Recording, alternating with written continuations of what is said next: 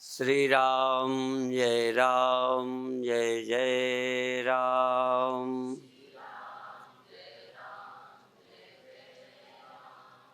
श्री राम जय जय राम। श्री राम जय जय राम। सच्चिदानंद भगवान की, सनातन धर्म की।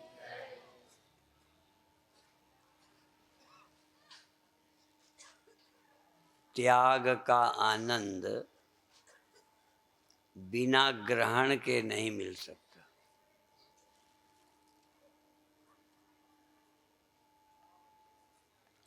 जिसने पाया ही ना कुछ हो, त्यागी कैसे हो सकता है। और सबसे बड़ा त्याग है सुख का।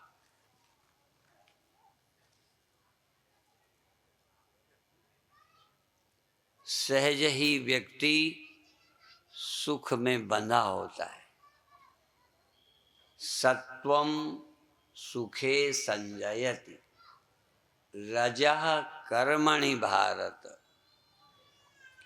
सत्वगुण सुख में बांधता है, रजोगुण कर्म में बांधता है, तमोगुण निद्रा और आलस्य में बांधता है।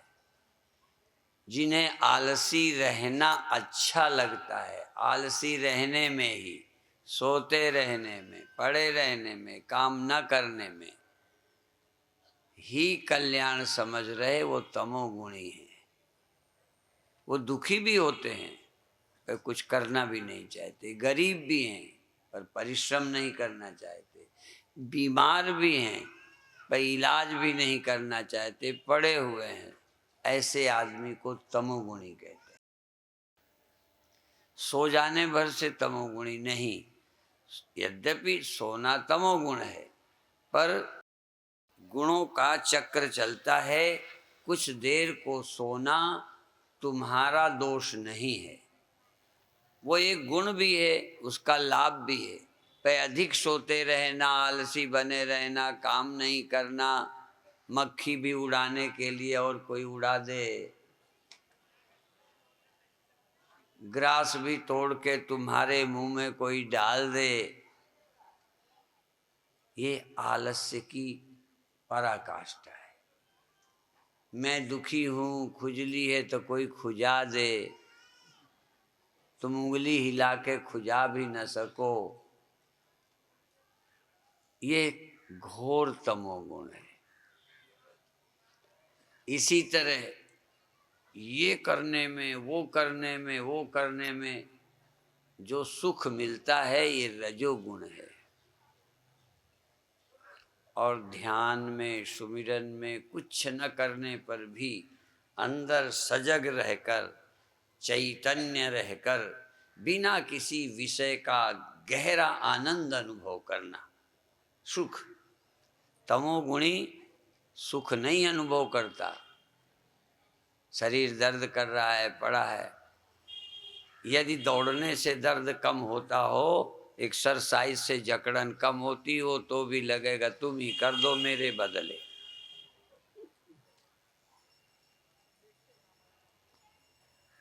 आपके शरीर में जकड़न है, थोड़ी देर करिए, कुछ करिए, एक्सरसाइज करिए, चाहे हाथ जुड़ गए हों, पैर जुड़ गए हों, गर्दन खराब हो, इनको एक सिस्टम से हिलाइए, ठीक हो जाएंगे। बहुत दिन प्लास्टर चढ़ा रहने पर हाथ या पैर जब अकड़ जाता है तो डॉक्टर उसे हिलाने को कहता है। पर हिलाने का मतलब एक ही दिन में यूं कर दोगे। यदि सीधा हो गया है तो एक दिन में मोड़ दोगे तो टूट जाएगा। ऐसे प्लास्टर रहा है तो सीधा करोगे तो टूट जाएगा।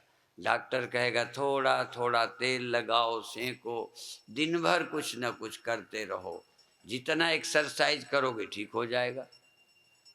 यदि पूरा जुड़ा हुआ, जाम हुआ खुल सकता है, तो जो हिलाते रहोगे तो जुड़ोगे ही नहीं। इसलिए जकड़न से, अकड़न से बचने का उपाय है शरीर को लचीला करते रहो, कुछ हिलाते रहो। मैं खुद कहता हूँ, कभी कभी बिना ओढ़े रात को सो जाता हूँ, उस समय ठंडी नहीं होती, फिर रात को ठंडी आती है, पैर समेटता हूँ, टांगें छाती पर आ जाती हैं, कम्बल पैरों की तरफ पड़ा है, उठ के ओढ़ने का नहीं।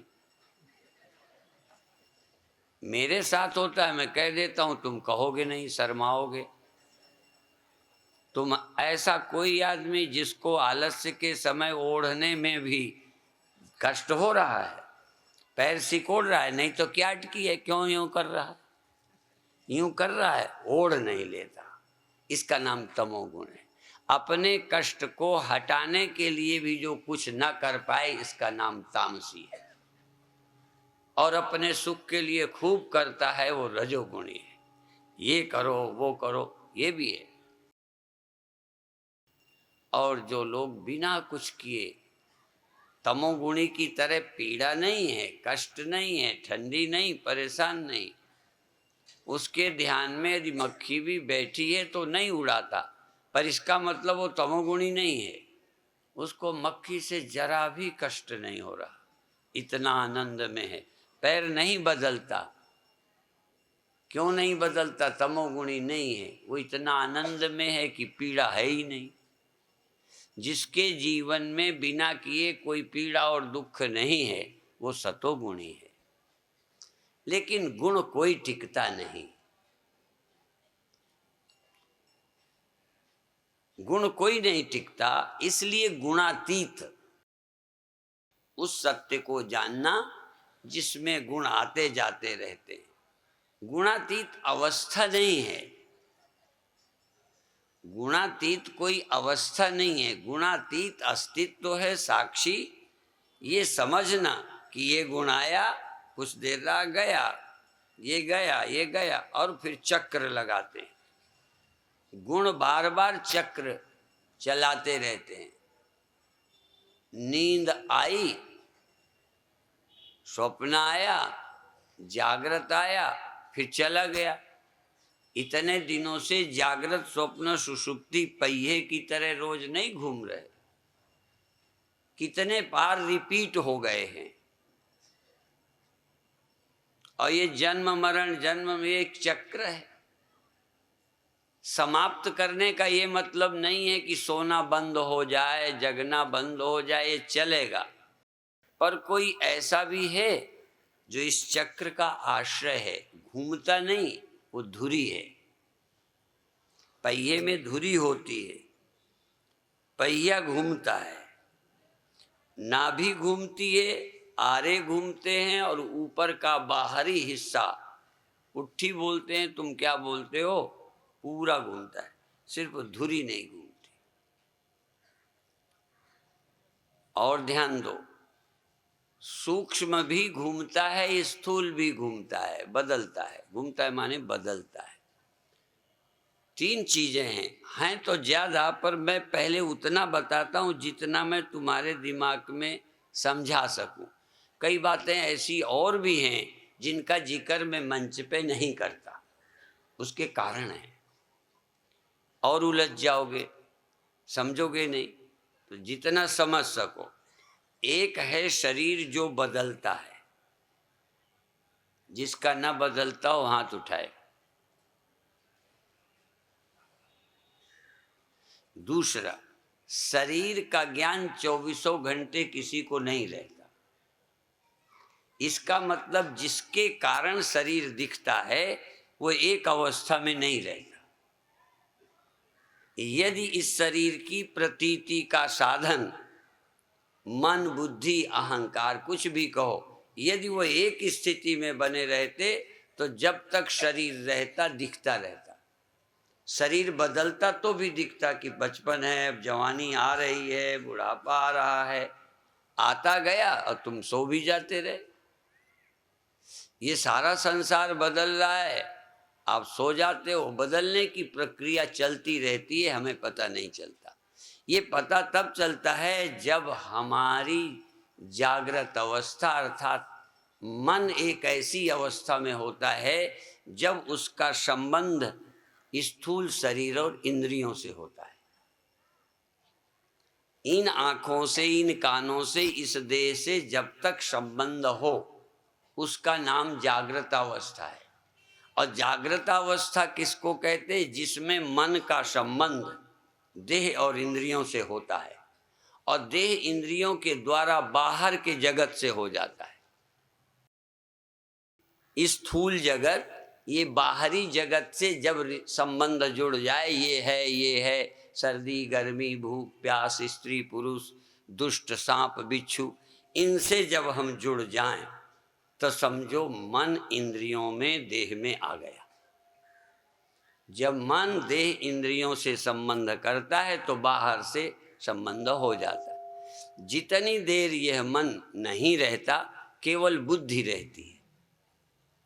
फिर ध्यान दें, मन नहीं, इंद्रियां नहीं, बुद्धि रहती है। वो बुद्धि संस्कार के अनुसार एक अपनी दुनिया बना लेती है, इसलिए वो स्वप्न बुद्धि जन्य है। जो ज्ञान है, जो हमारी समझ, उस समझ के अनुसार सब कुछ हम निर्माण करते हैं।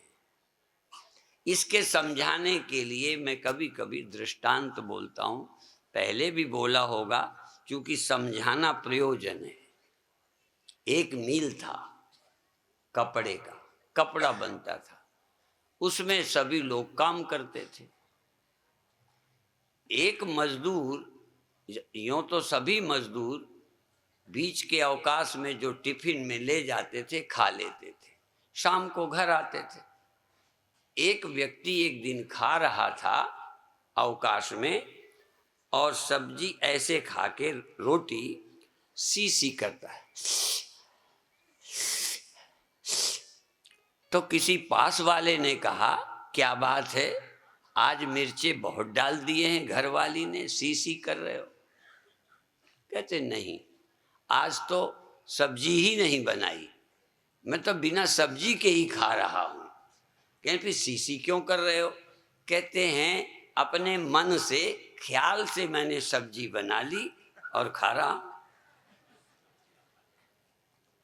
तो पड़ोसी ने कहा, बुद्धू जब ख्याल से ही बनाना था तब कड़वी सब्जी क्यों बनाई, खीर क्यों नहीं बनाई?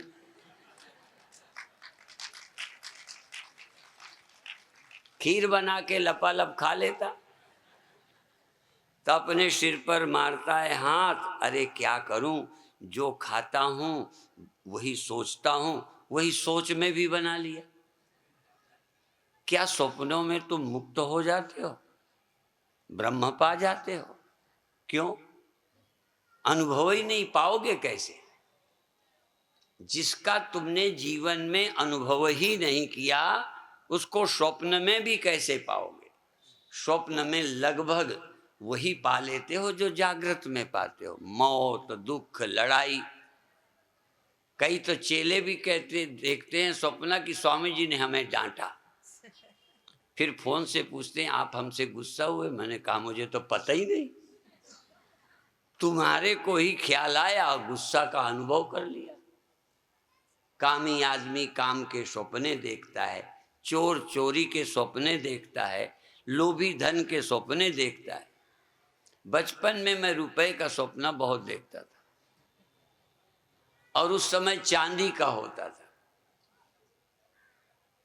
तो स्वप्न में चांदी के रुपए कहीं गया, पड़े मिले, मैंने उठाना शुरू किया और अपने कपड़े में कुर्ते में लेने शुरू करे, वो बढ़ते ही गए। अब क्या करूं, खूब लिया, मैंने कहा फिर ले जाऊंगा। फिर ले करके अपने घर में एक अलमारी में, बहुत छोटा सा घर इतना सा, उसमें रखा। अब रखा इतना तक पूरा ज्ञान है कि उठाया लाया रखा। अब बाद में बीच में क्या होता रहा, क्या हुआ पता नहीं। जब सुबह जागा तो याद था कि मैं रोड पर गया था, रुपए मिले थे, पूरा याद था। बुढ़ापे में तो सपने भी याद रहने बंद हो जाते, बचपन में बड़े याद रहते हैं। तो मुझे याद है कि रुपए उठाए, दोबारा नहीं गया, ये इतना भी याद रखा। तो जहाँ रखा, चूंकि स्वप्न में जैसा देखा घर, वैसे ही जागृत में घर दूसरा था नहीं, रोड वैसे ही, वहाँ उठाए और ला के रखे, सुबह उठ के गया। इतने बुद्धू तुम ना रहे होगे, मैं इतना बुद्धू रहा। मैं वहाँ गया, यदि मिल जाते, आहा, पर मिले नहीं। सपना क्यों मानना पड़ा मुझे? मिले नहीं। यदि मिल जाते तो यही न लगता स्वप्न, लगता जगता। कभी कभी मैं मन से किसी को समाचार देता हूँ, फोन करता हूँ, पत्र लिखता हूँ। मन ही मन कई बार ये लिखना, ये लगभग मजबून बना लिया, और लगातार व्यस्तता में लगता है लिख दिया है, और लिखा ही नहीं। क्योंकि ख्याल को और बाहर को का भेद जल्दी समझ नहीं सकते। मुझे लगता है जानवर जागृत और स्वप्न का भेद नहीं कर पाते होंगे, या तो स्वप्न देखेंगे नहीं, और देखेंगे तो अभी अभी वो रोड में थे, चल रहे थे, नींद खुली तो ये अपने यहाँ बंधे हुए। वो ये नहीं सोचेंगे कि वो नींद थी, स्वप्न था, ये जागृत है। अभी चल रहे थे, अभी बैठे हैं, बस। ये भेद कर पाना कठिन है स्वप्न और जागृत का। पर खैर, विषय ये है कि जगत कब दिखता है? जब मन ऐसी अवस्था में होता है जब इस देह से जुड़ा है, इंद्रियों से जुड़ा है, और तब जगत से जुड़ जाता है। जब ये मन अमन हो जाता है या निद्रा में चला जाता है, निद्रा में चला जाता है तो कोई जगत नहीं देखता। देखने वाला एक है, पर वही किस अवस्था में क्या देखता है। जैसे तुम ही आंख से देखते हो, तुम ही, और तुम ही कान से देख सकते हो। कान में थोड़ा सा शरबत आज डाला जाए, फिर देखो कितना मीठा है, डालो थोड़ा। तो यहाँ आत्मा नहीं है, चेतन नहीं है, मन नहीं है, बोलो है। सिर्फ कान की जो रचना है वो स्वाद लेने के लिए बनी ही नहीं है। इसलिए तुम चाहो भी कि कान में मीठा मीठा लगे, नहीं लगेगा। अच्छा चलो, गुलाब जामुन हाथ से मस लो, जिससे डायबिटीज भी ना हो, स्वाद भी ले लो। डायबिटीज वालों को खाने से शुगर बढ़ जाती है, इसलिए हाथ में मस लो, आनंद लो। यहां से स्वाद क्यों नहीं आता? तुम्हारा कसूर है, तुम स्वाद नहीं लेना चाहते। बोलो, लेना चाहते हो, क्यों नहीं ले लेते? ये इंद्रियां जैसी बनी हैं तैसा ही होगा, तुम कुछ कर नहीं सकते। अभी एक भजन सुन रहे थे ना, हम हैं गुलाम श्याम तेरे। आप तो स्वामी हैं, हम लोग तो गुलाम हैं। जरा ध्यान दो, किसको गुलामी कहते? नहीं समझते कि हम प्रकृति के नियम को, सिस्टम को नहीं तोड़ सकते।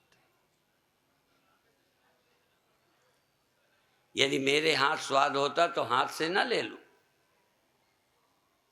जहां भी तुम्हें सुख मिला है वो प्रकृति का एक नियम है।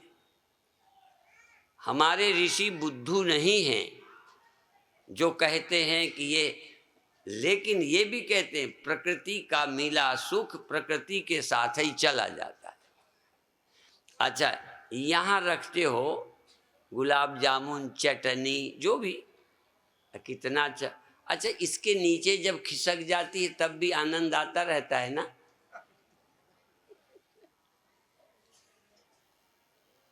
अंदर मीठा पड़ा है, स्वाद लेते रहो। एक गुलाब जामुन खाओ, दिन भर आनंद लो।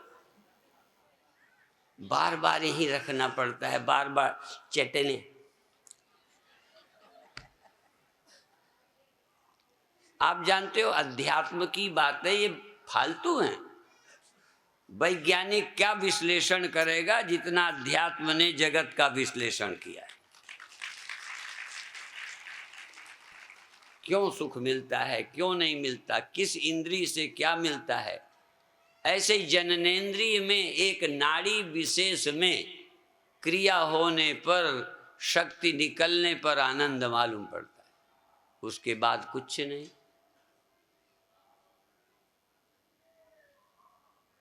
क्या है सेक्स? ये भी प्रकृति का है।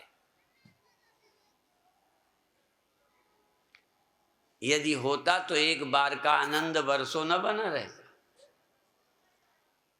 जैसे खाए का आनंद टिकता नहीं, ऐसे काम का सुख टिकता नहीं, वो एक क्षण का है। इसलिए आपको निवेदन करते, इतने से सुख के लिए इज्जत गंवाना, पागल बन जाना, धर्म मर्यादाओं का त्याग करना और अपनी प्रतिष्ठा खोना और किसी का गुलाम बनना है तो राम के गुलाम बनो और किसी के गुलाम नहीं बनो। उसने हमें यहाँ भेज दिया है, ठीक है, हम उसके एहसानमंद हैं। हमें अवसर दिया है दो चीजों के लिए। यह सारे शरीर केवल भोग योनि है, केवल मनुष्य शरीर दो कामों से मिला। तुम चाहो तो भोगी बन जाओ और चाहे तो योगी बन जाओ। ये पूरी स्वतंत्रता तुम्हें। ऐसे नहीं, तुम चाहो तो समय पर भी उन विषयों से बचो। चाहो तुम कड़वी औषधि खा सकते हो, नीम की पत्ती खा सकते हो, करेले का जूस, हाँ टेस्टी लगता है ना। हाँ, फिर भी डायबिटीज वाले रस निकाल के पीते हैं। करेले का क्यों पीते हैं? पी सकते हैं। और कोई जानवर तुम जबरदस्ती, देखो तुम अपने साथ अपने लाभ के लिए स्वयं जबरदस्ती कर सकते हो, ये नहीं चाहती और तुम खा सकते हो, ठीक है ना। हम दूसरे पे ही नहीं, अपने पर भी अपने लाभ अपने हित के लिए बच्चे पर ही ज्यादती नहीं करते, अपनी इंद्रियों पर भी ज्यादती कर सकते। समझ में आ रही है बात? और जब तक तुम अपनी इंद्रियों के स्वामी नहीं बनोगे इनके साथ, देखो बच्चा आया, मैं सोचता हूँ, छोटा व्यवहार करता हूँ, ख्याल आ जाता है। बच्चे को माला पहनाया, प्यार दिया, फिर मैंने औरों को खैर कर दिया पर दिल से नहीं किया। बुरा नहीं मानना। मुझे लगता है बच्चे को प्यार चाहिए, तुम्हें डांट चाहिए। बच्चा प्यार से ही आएगा, समझ नहीं है। बच्चे को दवा खिलानी है तो मीठी खिलानी पड़ेगी। इसलिए देखो जितनी बच्चों की दवाई बनाई गई है, स्वादिष्ट बनाई गई, कहीं से खरीद के लाना बच्चों के लिए। चूंकि बच्चों का नेचर है, बड़े प्यार से खाएगा दवा यदि टेस्टी हो। लेकिन सयानों की दवाएं कड़वी बनाई गई, चूंकि ये समझदार है, खा लेगा। तो यदि तुम समझदार हो तो हमारी कड़वी, हाँ, अब तुमको भी मैं मीठा मीठा लेक्चर सुनाऊं।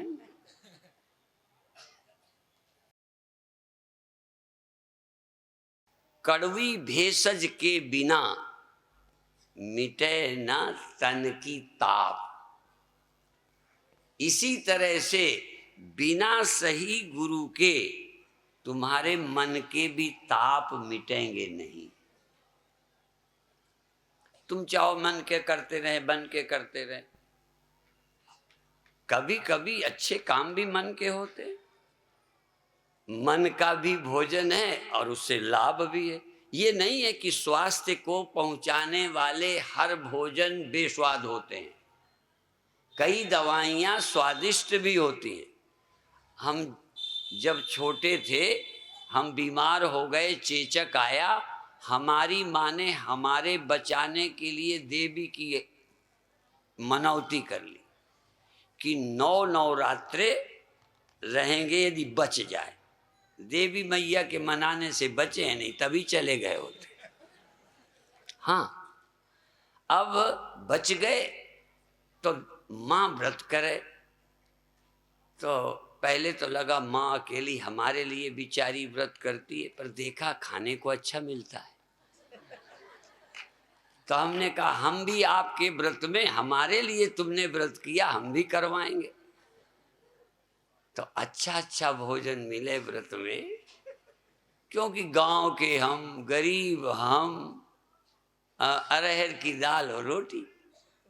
आप देखो जिस जमाने के, अब चाहे सस्ती हो चाहे महंगी, लेकिन जिस जमाने में है ज्वार बाजरे की रोटी, गेहूं की तो कभी कभी, चना उस समय बड़ा सस्ता, अब चना तो गेहूं से भी ज्यादा।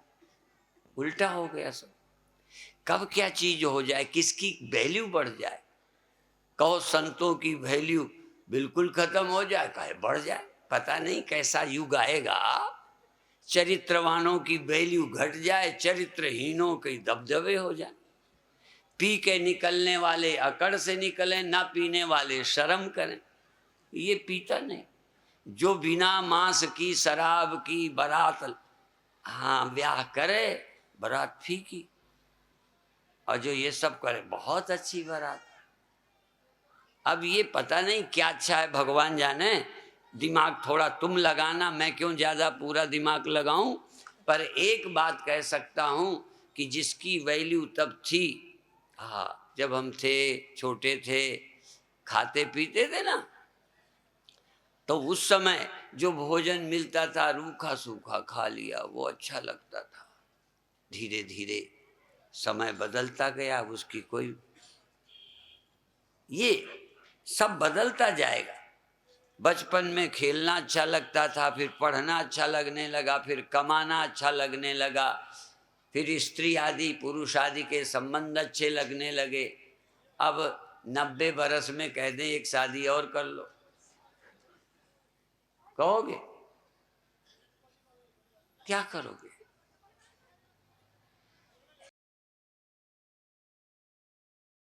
वयसी गते कह काम बिकारा, उम्र निकल गई क्या काम।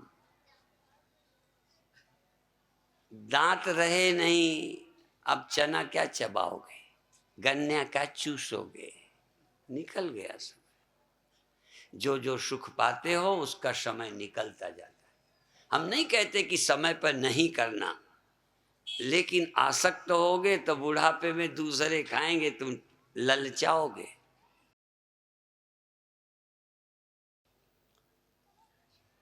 यदि तुम आत्मानंद को प्राप्त नहीं किया, देखो सत्व गुण नहीं, रजोगुण नहीं, तमोगुण नहीं, मैं कौन हूं, इस मैं को जानना।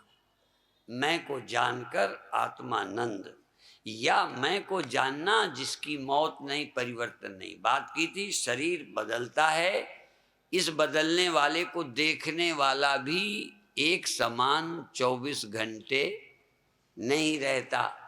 24 घंटा रहता तो ये लखनऊ तुम्हें हमेशा दिखाई रहता। क्यों दिखना बंद हुआ? लखनऊ वैसे ही है, शरीर भी अभी है। ये 5-10 दिन में बहुत थोड़ी बदल गया। ये रात को दिखना क्यों बंद होता है? अंधेरा भी नहीं, खूब उजेला भी रहे, उस अंधेरे के कारण नहीं दिखता, ऐसा भी नहीं, भीतर ही कुछ अंधेरा हो जाता है, दिखना बंद। यहाँ सब जलता रहे, दिन बना रहे, नींद आई तो तुम्हें कुछ दिखाई पड़ता है? ये जो भीतर वाला बदलता है, इसके पीछे कौन है? उस साक्षी को जानना है जो बदलता नहीं, उस आत्मा को पहचानना है। और असल में वही दृष्टा है, वही ज्ञाता है, वही चेतन है। उसके बिना कुछ ज्ञान नहीं होते। ज्ञान एक ही है, पहले वो प्रकट होता है, तस्य भाषा सर्वमिदं विभाति। पहले मैं जागता हूं, फिर आंख से देखता हूं। मैं जागता हूँ फिर कान से सुनता हूँ। बिल्कुल इंद्रियां कान स्वतंत्र नहीं है। यदि ये स्वतंत्र होती, मैं सोया रहता या मन सोया रहता। इसलिए ध्यान रखो, ये गीता इनका ही बताता हूँ। तो इंद्रियाणि पराण्याहु इंद्रियेभ्यः परम मनः मनसस्तु परा बुद्धि यो बुद्धे परतस्तुषा। विषयों से, इस जगत से परे इंद्रियां हैं, इंद्रियों से परे मन है। यदि मन न हो तो इंद्रियां व्यर्थ हैं।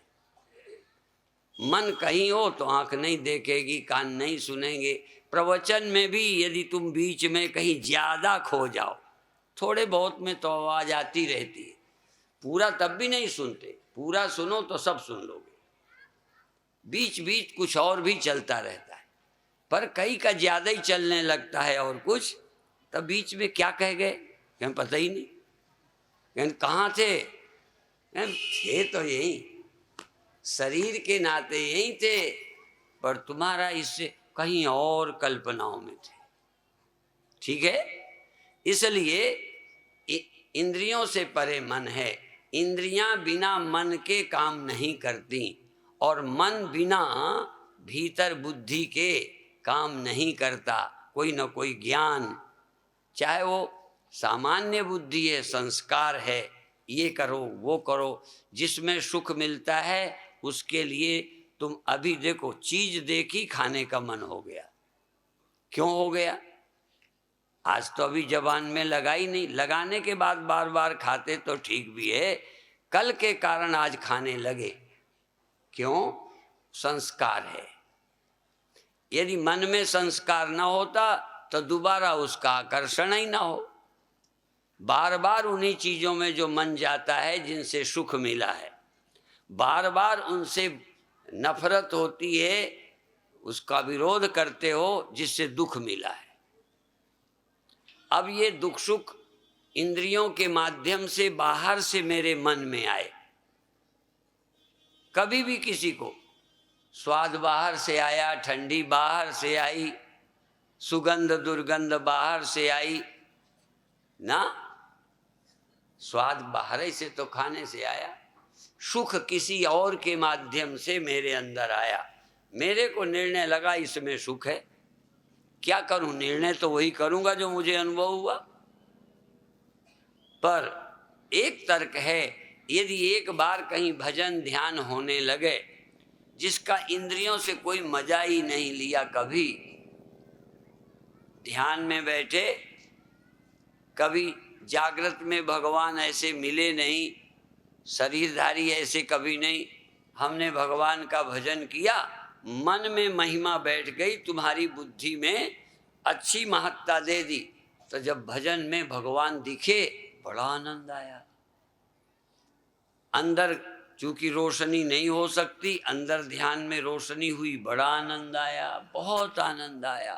अब ये आनंद देखो, कोई बाहर की इंद्रियों से स्वाद तो लिया नहीं था, और लिया तो बाहर इतनी रोशनी, इतना आनंद नहीं आया। जो ध्यान करते हैं वो वहाँ जान सकते, इतना रोशनी पर भी अच्छा तो लग रहा है, पर उतना आनंद नहीं। ध्यान में कहीं रोशनी हो जाए, वाह इतना आनंद, रोशनी रोशनी हो गई, अंदर अंदर भगवान दिख गए, अंदर जाने क्या क्या नजारे, आंखें बंद कर तो आनंद आया। इस तरह से हम धीरे धीरे बाहर से अंदर जा सकते हैं। और अंत में जहाँ मन नहीं रहता, मन रहता है तो द्वैत रहता है। मनस्य मनी भावे द्वैतम नैवोपलभ्यते। मन जब अमन हो जाता है, मन जब खो जाता है, तब वो अद्वैत हो जाता है।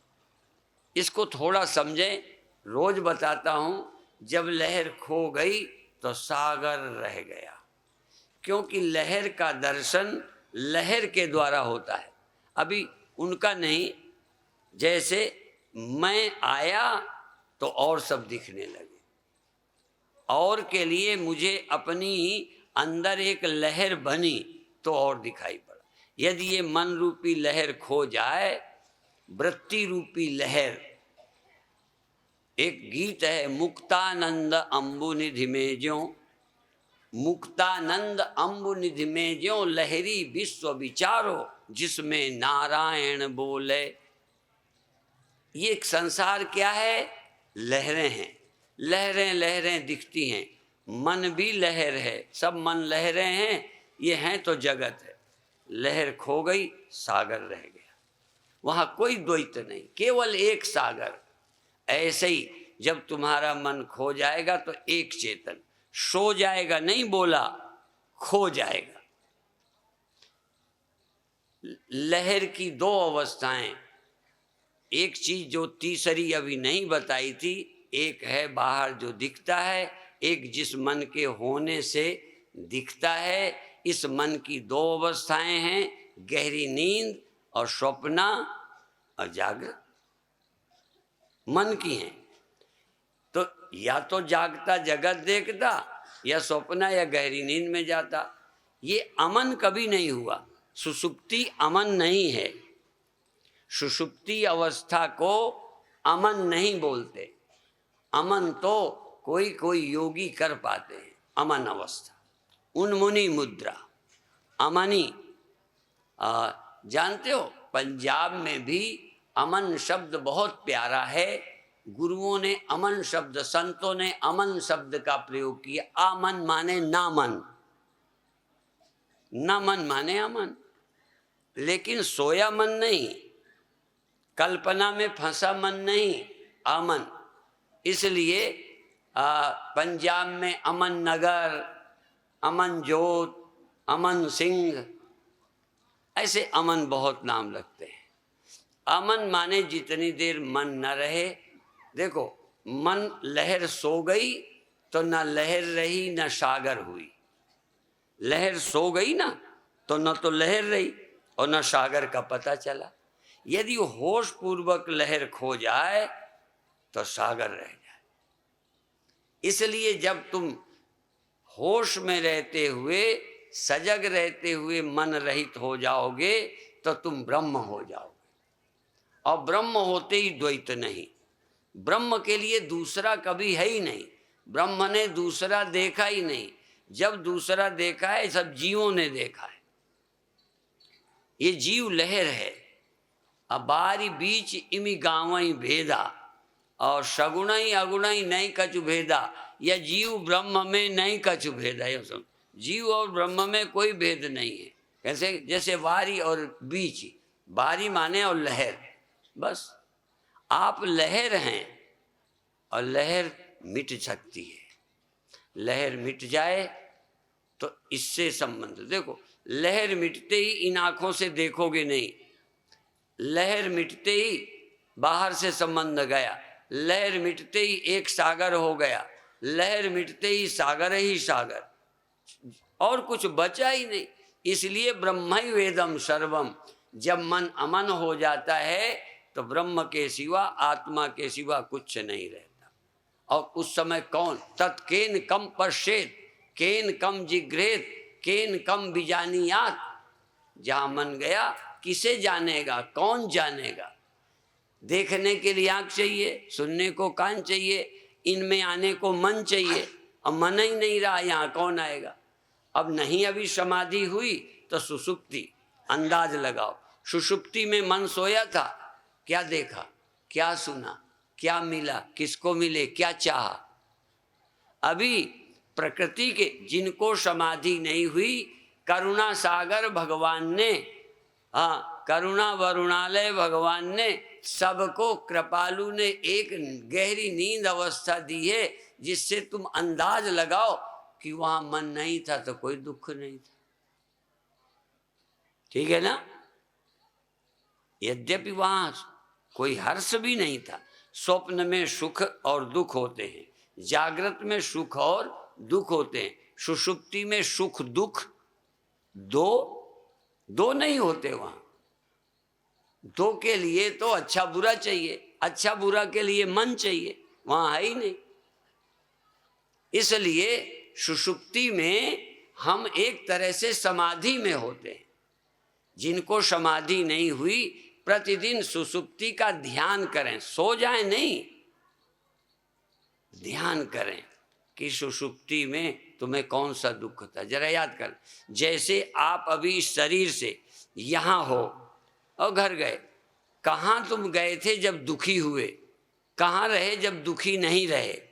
तो जगह के अनुसार जैसे तुम सोच सकते हो, वहाँ की बात यहाँ बैठ के सोच सकते हो कि उससे मिलते हैं तो बड़ा हमारी छाती जलती है, उसको देखते हमें ये हो जाता है, उसको देखते शांति मिल जाती है। जैसे कहीं की बात याद कर सकते हो, ऐसे ही जागने में याद करो सुसुप्ति में क्या दुख था।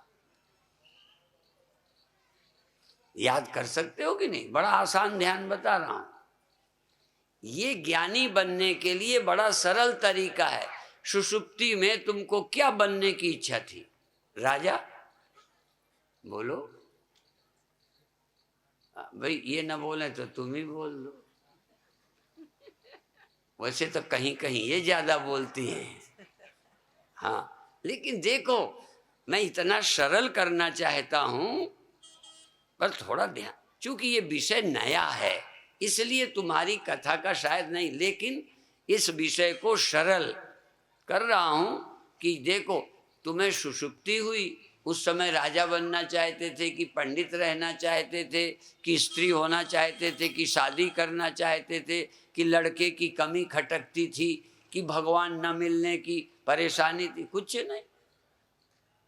नींद एक ऐसी जगह थी जहां कोई परेशानी नहीं थी। और कारण क्या था? मन का जगत से संबंध नहीं था, क्योंकि मन सोया था। तुम नहीं सोए थे, ये भी समझना है। जैसे केवल आंख बंद करूं तो तुम, जैसे लक्ष्मण ने परशुराम को कहा था ना, परेशान हो रहे थे, ए बालक मैं कर, तो कहते हैं यदि तुम्हें अच्छा नहीं लगता मूंदहु आंख कतहु को नहीं, आंखें बंद कर लो, मैं दिखूंगा नहीं। मुझे हटाने के बजाय क्यों कहूँ तुम सब लोग यहाँ से हट जाओ, तुमसे देख के जलता हूँ, तो तुम कहो महाराज जी आंखें बंद कर लो। इतनी खोखट करने के बजाय तो इसी तरह से तुम अपनी आंख बंद कर लो, रूप गया। पर कभी कभी आंख बंद करी पर देखा हुआ मन जो है वही, इसलिए मन जब बंद हो गया, आंख जैसे बंद हुई आसान है, कान जरा बंद करने में कठिनाई है, और जबान भी बंद कर लो, दिल तो करेगा बोल दें। कई बार मना करो नहीं बोलो तो मन ही नहीं मानता। अब मन ही ना होगा तो मन क्या करेगा? मन बोलने को करता है, सोए हो अब क्या बोलोगे, कैसे लड़ोगे, कैसे कहोगे, कैसे हाथ उठाओगे? गहरी नींद में सब विषय समाप्त हो जाते हैं और कोई दुख तुम्हें नहीं होता। देख, केवल दुख तक ले जाता है मन, और इंद्रियां विषय तक ले जाती हैं। इसलिए संसार में जोड़ने वाला मन है और ब्रह्म में पहुंचाने वाला अमन है। इसलिए वहां मन की तत्र न चक्षुर गच्छति न वाग गच्छति न मनो। परमात्मा में आंखें नहीं जाती, आंखें तो यहाँ जाती हैं। आंखें बंद कर ली, आंखें आत्मा में गई क्या? कहते नहीं, आत्मा में नहीं गई आंखें, पर जहां जाती थी वहां बंद हो गया। मन नहीं कभी परमात्मा में जाता, ध्यान रखना। मन जहां जाता था वहां से जाना बंद कर दिया, बस। मन जब कहीं नहीं जाता तो तुम कहीं नहीं जाते, क्योंकि कहीं तुम मन में बैठ कर जाते हो। एक संत कहते थे, अहंकार होता है ना, अहंकार, कार तो जानते ही हो ना, कार तो जानते हो ना, ये अहम एक कार है जिसमें तुम बैठ के जाते हो, अहम कार। अहम ही एक कार है जिसके बिना तुम कहीं सफर ही नहीं कर सकते। अहंकार गया, यात्रा खत्म। फिर क्या होगा? कि सा काष्ठा सा परागति, न तत्र चक्षुर गच्छति न वाग गच्छति न मनो न विद्मो न बीजानीमो।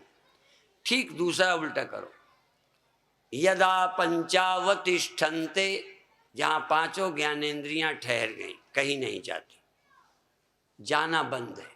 बस साइकिल ना जाए, कार ना जाए तो पैर से जाते हो, इसको पैर गाड़ी भी बोलते हैं। आजकल कई लोग कहते हैं 11 नंबर की बस।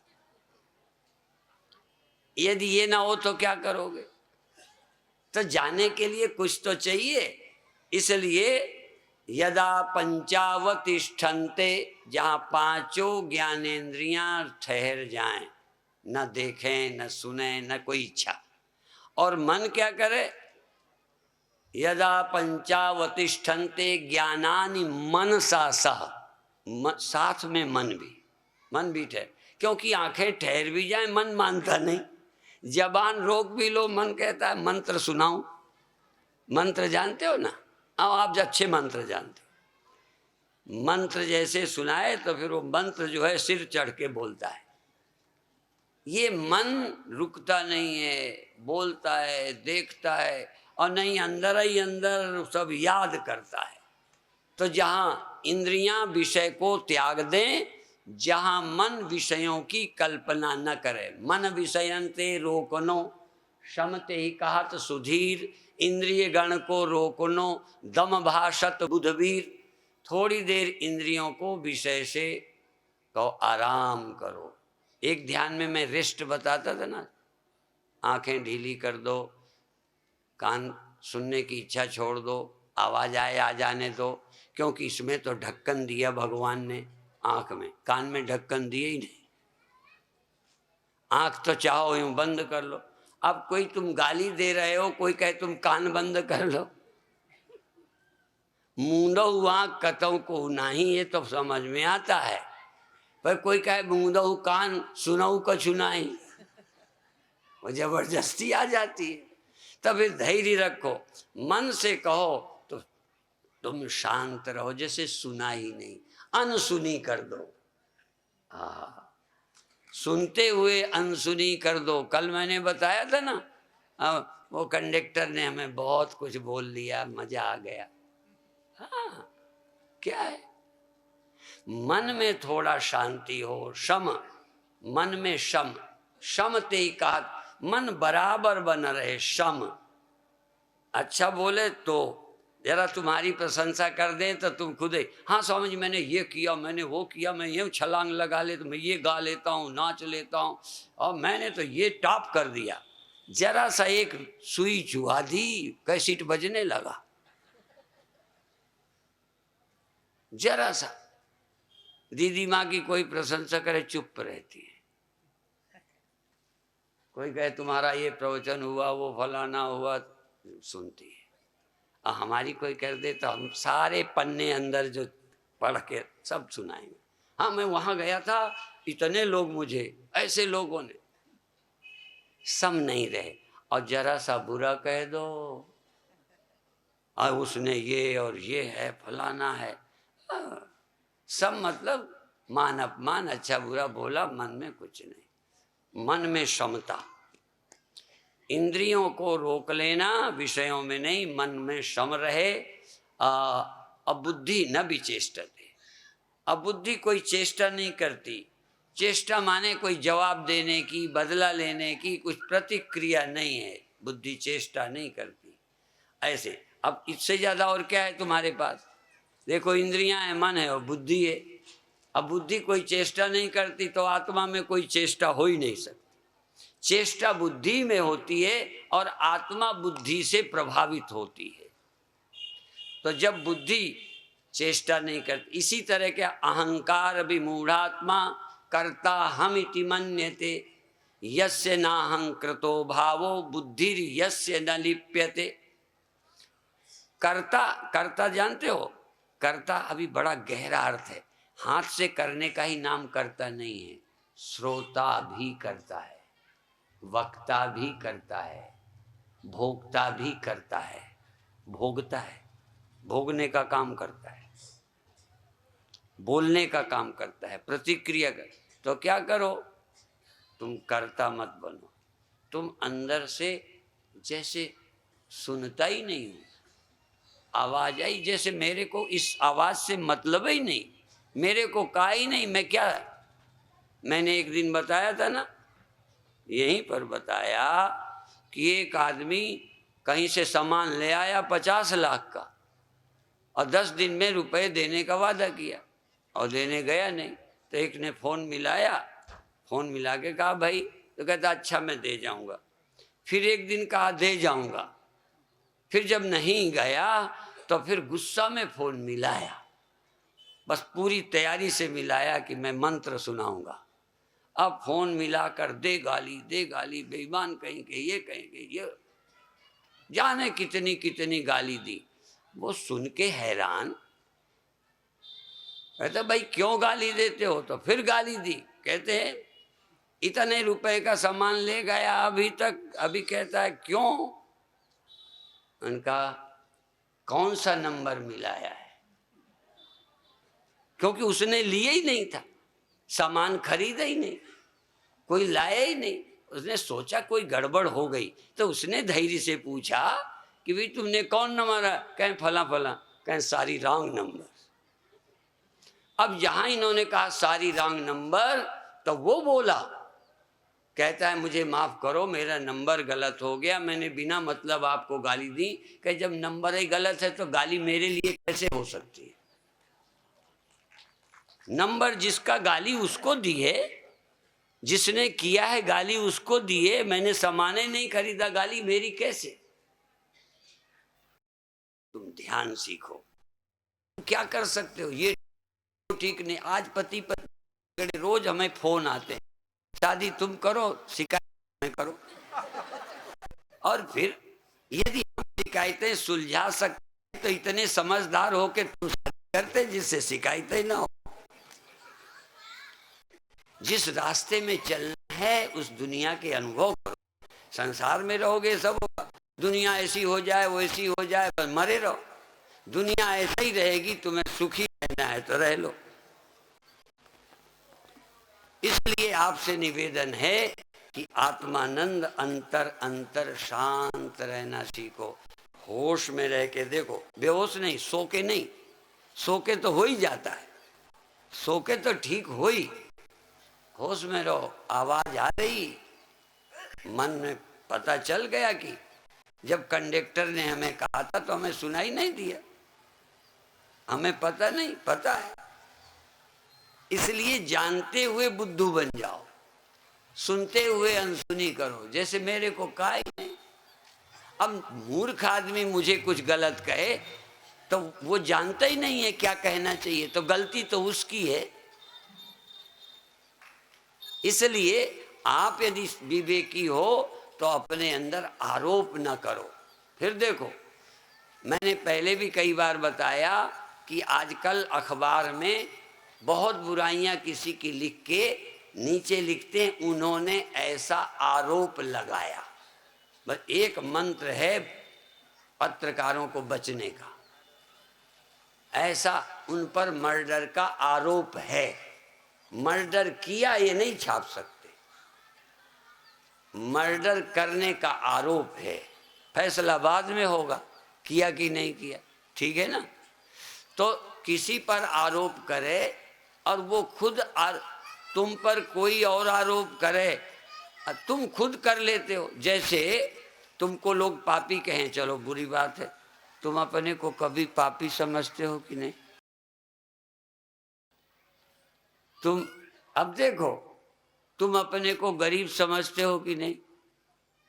अच्छा, तुम अपने को थोड़ा छोटे समझते हो कि नहीं? कुछ बेटियां कहती है नहीं, चूंकि अभी इस चक्कर में आई ही नहीं है। जब ये सयानी होंगी ना तो इस सब में ना नहीं कर पाओगे। यदि तुम्हारे, देखो, तुमको कोई कहे तुम छोटे हो तो वो कहे, वो आरोप लगा रहा है, तुम नहीं। लेकिन कोई ना कहे तब भी तुम्हारे दिमाग में है कि उनसे मैं छोटा हूँ, उनसे मैं बुरा हूँ, मैं ऐसा हूँ, मैं निर्धन हूँ, मैं अनपढ़ा हूँ, अब मैं ठीक नहीं हूँ। ये अब अंदर अपनी बुद्धि द्वारा अपने में ही आरोप कर लिया, कोई नहीं करे। यदि तुम अपने अंदर छोटे नहीं महसूस करते तो बड़े होने का पागलपन क्यों? ये तुम में कोई कमी नहीं है तो क्या कर रहे हो बड़े होने के लिए? इसलिए भगवान कृष्ण कहते हैं मैं अपने ऊपर कोई कमी आरोपित ही नहीं करता, मेरे में कमी कोई है ही नहीं जिसकी पूर्ति करने के लिए मैं काम करूं। एक तरफ कोई कमी नहीं जिसके लिए काम करूं, और दूसरी तरफ कृष्ण भगवान कहते हैं मैं करता हूं। अब अपनी को ठीक करने के लिए, अपने अधूरापन मिटाने के लिए कर्म नहीं करते, अब तो औरों के लिए करते हैं। ऐसे आदमी लखनऊ में हमें ढूंढना है जो औरों के लिए कर रहे हो। अच्छा, तुमने विवाह इसलिए किया है कि यदि तुम विवाह न करते तो भगवान की सृष्टि खत्म हो जाती।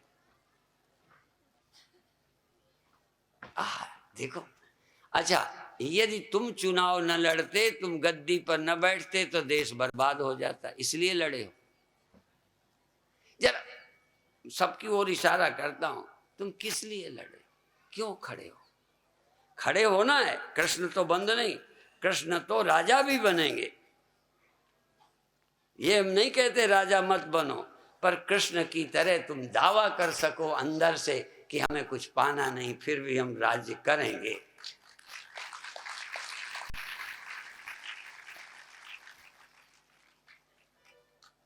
तुम शरीर छोड़ने को डरते नहीं हो, फिर दवाई खाओ, फिर रहेंगे तो काम करेंगे। कुर्वन्ने वे कर्माणि जिजीविषेच्छतः गुम समा एवं त्वयि नान्य थे तोस्ति न कर्म लिप्यते नरे। काम से नहीं भागना है। हाँ हाँ, डर क्या है? और शरीर भी छूटने को तो डरते हैं। जब तक काम करना है रहेंगे, और समर्थ रहेंगे तो रहेंगे। जब शरीर समर्थ न रहे तो आत्महत्या तो नहीं करेंगे, पर तैयार हैं। अब ऑक्सीजन चढ़ा के लटके रहने के लिए क्या फायदा?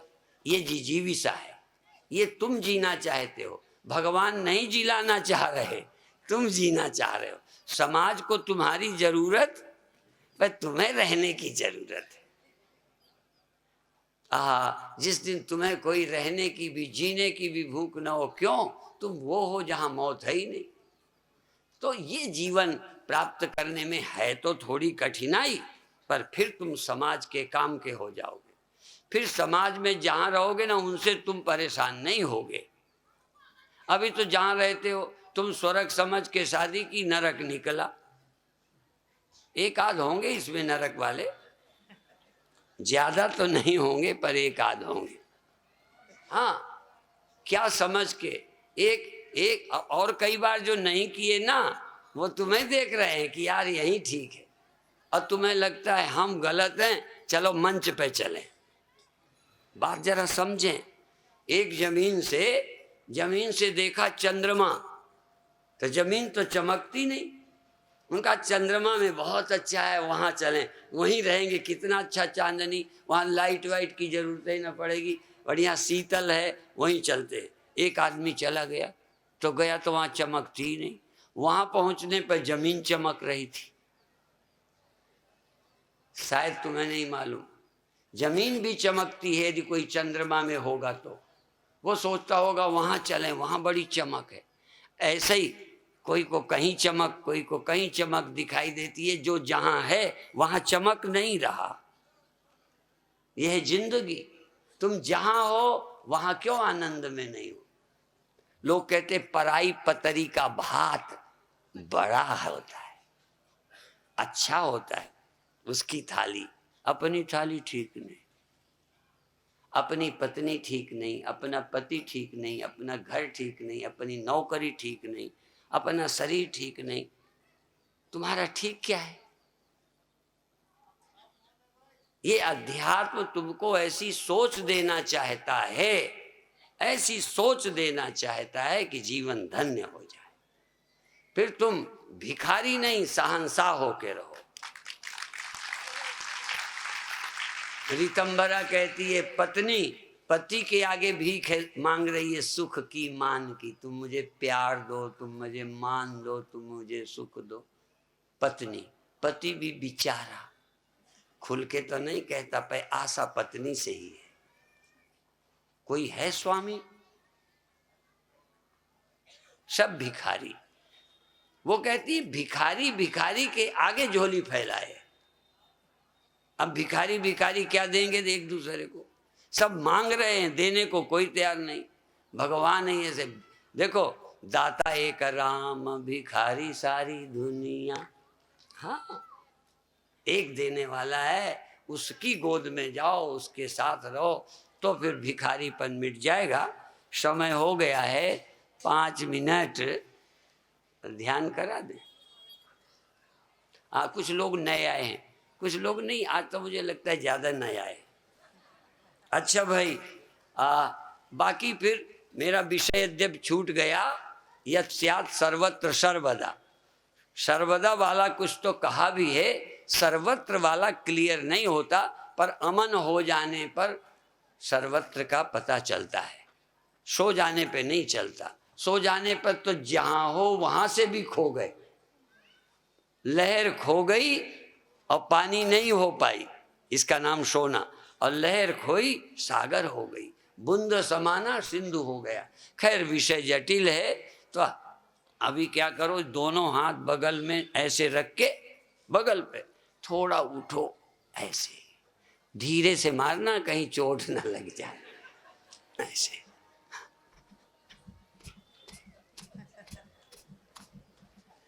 ये ठन का धीरे धीरे ऊपर तक। ये आंखें बंद कर लो जरा, जल्दी जल्दी जल्दी जल्दी जल्दी जल्दी। हाँ, जल्दी जल्दी।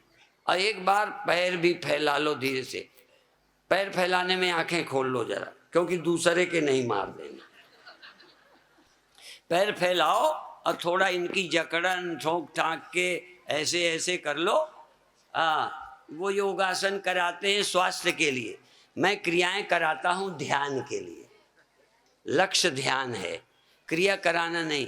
पर जो बाधा डालते हैं पैर, वो बाधा ना डालें। अब हम ध्यान में बैठे और पेट दर्द हो, कैसे लगेगा?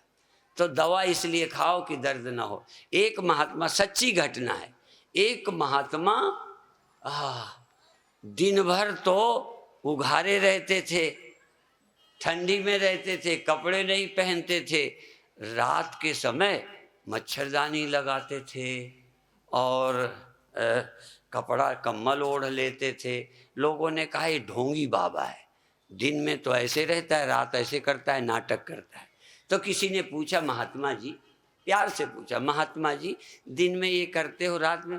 कहें दिन में इसलिए कि मेरा मन कष्ट में, ठंडी लगेगी तो शरीर ही में रहेगा, मच्छर काटेंगे, धूप लगेगी, परेशानी होगी, भूख रहेगी, तो मेरा मन अपने ही कष्ट में रहेगा, इधर उधर नहीं जाएगा, तो और कहीं से बचूंगा तकलीफ में। और कहते रात को ये क्यों करते हो? कहें रात में मुझे ध्यान में जाना है, भगवान में, तो शरीर में मन नाटका रह जाए, इसलिए मैं मच्छरदानी लगा। शरीर से छुट्टी हो जाए इसलिए ध्यान। हम वहाँ जाएं जहाँ देह नहीं है, ये शरीर नहीं, ये मन नहीं, इंद्रियां नहीं, हों बासी उस देश को जहाँ पार ब्रह्म का खेल, दिया भले अगम का बिन बाती बिन तेल। तो वहाँ की यात्रा करेंगे। और एक बार कर लो जरा पैर वैर का थोड़ा, नहीं तो अभी तो तुम्हें लगेगा दर्द नहीं है, एक ही मिनट में दर्द होने लगेगा। और अब आंख बंद कर लो। आंख बंद करके अपने अपने देखो, एक बात पहले, बाद में हाथ नीचे कर लेना। बीच में जब कहूँ हाथ सिर पे रख लो, तो कैसे रखना? ऐसे ऐसे। और अपने हाथ से अपने सिर को थोड़ा बोझ डालना, दबाना, ऐसे दबाना, लेकिन गर्दन टेढ़ी नहीं करना, सिर दबाना और फिर दबा करके हाथ ढीले कर देना, लेकिन उठाना नहीं, सारा वजन सिर पर, कभी वजन डालना, कभी रखे रहना है। अभी हाथ नीचे कर लो, जब कहूँगा तब करना, ठीक है? अब आप 3-4 बार धीरे धीरे लंबी श्वास लो, नाक के छेद से सिर की तरफ श्वास ले जाओ, धीरे धीरे ले जाना। ज़्यादा खींचोगे तो खराश हो जाती है, ज़्यादा खींचोगे तो नाक में फटने जैसी लगती। धीरे धीरे नाक के छेद से श्वास को सिर में भरो। नाक के छेद से दोनों भौं के बीच से गुजरती हुई, जहाँ चंदन टिकली लगाते हैं वहाँ से जाती हुई, सिर में जाती हुई देखो, अनुभव करो। श्वास नाक के छेद से दोनों भौं के बीच से गुजरती हुई, हड्डी और चमड़ी के बीच में जैसे दो पुर्तों में कोई कीड़ा घुसा हो, ऐसे ही हड्डी और चमड़ी के बीच से श्वास आपकी गुजरती हुई सिर पे जा रही, फिर वापस, फिर सिर पे जा रही, फिर वापस, फिर सिर पे जा रही, फिर वापस। ध्यान पूरा सिर पर ले जाओ। आंखों के पीछे से दोनों भौं के बीच से श्वास जब जा रही हो, मरे हुए किसी की हड्डी देखोगे तो नाक के ऊपर भी दो छेद होते हैं। ये तो नीचे है ना जहाँ से श्वास घुसती है, और ऊपर नाक की हड्डी में भी दो छेद हो जाते हैं आँखों के पास। उन छेदों से आपकी श्वास सिर पर जाती है, फिर नीचे करो, निकालो, फिर ऊपर करो। और अब दोनों हाथ गुफ्फा फांस कर अपने सिर के ऊपर रख लो। हाथ को हाथ से फंसाकर, पंजे से पंजे को, पंजे को पंजे से फंसाकर अपने सिर के ऊपर रख लो। गर्दन और रीढ़ सीधी रहे, हाथों का वजन कभी ज़्यादा दबाओ और कभी ढीला कर दो। कभी वजन डालो, कभी जितना हाथ का वजन है उतना ही वजन रहे, ज़्यादा नहीं। ज़्यादा ताकत लगाने से होगा और जितना वजन है अपने आप होगा। अपने आप हाथों का वजन सिर पर, और कभी वजन बढ़ा दो। ध्यान पूरा सिर पर, दशम द्वार पर, दशम द्वार पर। छोटे में हम घास का गट्ठर सिर पर लाते थे 1-1 मील तक, तो जब घर में गट्ठर फेंकते थे तो लगता था हमारी गर्दन पकड़कर सिर को कोई ऊपर खींच रहा है। ऐसे ही आपको जब सिर पर वजन डालोगे तो जब हाथ हटाओगे तो लगेगा सिर ऊपर जा रहा है, ऊपर कोई चीज जा रही है, शक्ति कोई ऊपर उठ रही है, ऊपर की ओर। पहले हाथ से दबाओ, फिर थोड़ा ढीला करो, कम वजन, यह स्वाभाविक वजन रह जाए। अपनी ओर से जो वजन डालते थे खत्म। 3 बार करो, 3 बार वजन डालो, फिर स्वाभाविक वजन रह जाए, डालना बंद करो। और जब वजन 3 बार डाल चुको और हटा चुको वजन, तब हाथों को 3 इंच ऊपर उठा दो, फंसे फंसाए। हाँ, पंजे से पंजा फंसा, हाथ 3 इंच या 3 अंगुल ऊपर उठा दो और ध्यान ऊपर ले जाओ सिर की तरफ। और सिर के और हाथों के बीच के गैप का ख्याल करो। हाथ ऊपर हो गया, सिर को छू नहीं रहा, और सिर है, सिर आपका टॉप सेंटर है, आपकी सीमा है, आपका बॉर्डर है। इसके बाद आकाश है, इसके बाद निरंकार है। आकार और निराकार की सीमा सिर है। अब तुम सिर और हाथ के बीच के खालीपन का स्मरण करो। आपकी इच्छा हो तो हाथ सिर पर रख लो, चाहो तो नीचे कर लो, पर आंख बंद रखो, ध्यान सिर पे रखो, कुछ मत सोचो। इंद्रियों से कोई काम नहीं लेना, मन से भी कोई काम नहीं लेना, बुद्धि भी चेष्टा नहीं करे। जो अभी अभी बोला था, 5 ज्ञानेंद्रियां ठहर गईं मन सहित। मन सहित मन भी ठहर गया, इंद्रियां भी ठहर गईं, और बुद्धि भी कोई चेष्टा नहीं करती। बस सिर्फ हैं, सिर्फ हूँ, और जो हो रहा है हो रहा है। मुझे न कुछ हटाना है, न कुछ लाना है, न कुछ पाना है, न कुछ खोने का डर है। मैं केवल हूँ, और सारी सृष्टि के प्रति आकाश की तरह खुला। मैं चैतन्य आकाशवत हूं, आकाश की तरह, आकार की तरह नहीं, निराकार की तरह, शरीर की तरह नहीं, शून्य की तरह, शून्य की तरह जिसका कोई आकार नहीं, शून्य की तरह मैं अनुभव कर रहा हूं। मैं शून्य हो गया, मैं शून्य हो गया, मैं और शून्य एक हो गए। ध्यान करते करते ध्येय रूप हो गए। मैं आकाश की तरह हो गया, मैं स्वयं आकाश हो गया, या आकाश मेरा मैं बन गया, मैं आकाश बन गया। 2 मिनट और, इसके बाद छुट्टी।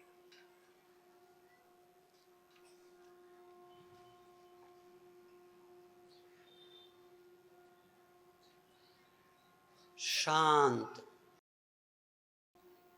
बिल्कुल सब कुछ हो, पर जैसे तूफान आंधी कुछ आती है, पेड़ उखड़ जाते हैं, दीवारें गिर जाती हैं, बाउंड्रियां टूट जाती हैं, समुद्र हिल जाता, आकाश का कुछ नहीं होता। आकाश आकाश। ऐसे ही थोड़ी देर के लिए तुम आकाश हो जाओ, आकाश और तुम बिल्कुल एक हो जाओ, एकात्म आकाशात्म भाव बन जाए। देहात्म भाव छूटे, इंद्रियात्म भाव छूटे, मनसात्म भाव छूटे, चैतन्य और आकाश। चैतन्य आकाश हो, तुम चेतन हो पर आकाश की तरह हो, निराकार हो। ऐसा स्मरण करते हुए एक और फिर धीरे धीरे छोड़ दो।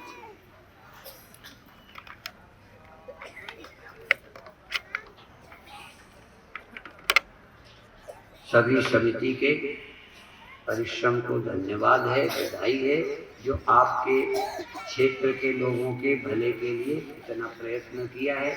बहुत करते हुए कुछ कष्ट भी होते हैं, मान अपमान भी होते हैं, कुछ कहते हैं।